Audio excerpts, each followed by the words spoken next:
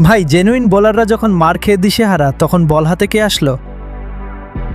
Travis head. হ্যাঁ, ঠিকই শুনেছেন। পুরো সিজনে যে লোকটা এক ওভারও বল করেনি, প্যাট কামিন্স, তাকেই ডেকে আনলেন 19তম ওভারে। ক্রিজে তখন রানাখুনে মেজাজে থাকা রজত পাতিদার, গ্যালারিতে পিনপতন নীরবতা। বোলার রানাপে যাওয়ার আগে কামিন্স শুধু একটা মুচকি হাসি দিলেন। একটু ফ্ল্যাশব্যাক করি। বোর্ডে ততক্ষণে 255 রানের এভারেস্ট দাঁড় করিয়ে ফেলেছে হায়দ্রাবাদ। অভিষেক শর্মার 20 বলে 50, ঈশান কিষান আর ক্লাসেনের তাণ্ডব, সব মিলিয়ে আরসিবির বোলারদের রীতিমতো তুলোধুনো করেছে তারা।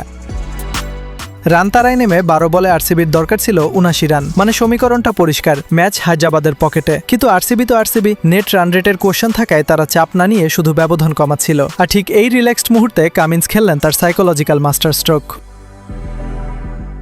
ওভারের প্রথম বল লেগ স্ট্যাম্পের ওপর quicker, Krunal Pandya sweep miss করলেন। এরপরই স্ট্রাইকে 37 বলে 50 হাঁকানো Patidar. Bowler part timer Travis Head, batter ফর্মে থাকা পাতিদার। দ্বিতীয় বল একটা good old long hop, short pitch দেখে পাতিদার সজোরে পুল করলেন। বল আকাশে, ডিপ মিড উইকেটে ফিল্ডার শরণ, বলের দিকে শূন্য দৃষ্টিতে তাকিয়ে দৌড়াচ্ছেন। Catch, out. পুরো স্টেডিয়াম যেন ফেটে পড়ল। হেড তো এমন একটা লুক দিলেন যেন বলছেন, ভাই আমি তো রেগুলার বোলার হতে পারতাম। আর ভিআইপি বক্সে হায়দ্রাবাদের মালকিন কাব্য মারান খুশিতে আত্মহারা, দুই হাত মুষ্টিবদ্ধ করে শূন্যে ছুটছেন, চোখে মুখে বাঁধ ভাঙা উল্লাস। একটা পার্ট টাইম স্পিনারের এই ম্যাজিকে পুরো হায়দ্রাবাদ ক্যাম্প তখন হাওয়ায় ভাসছে।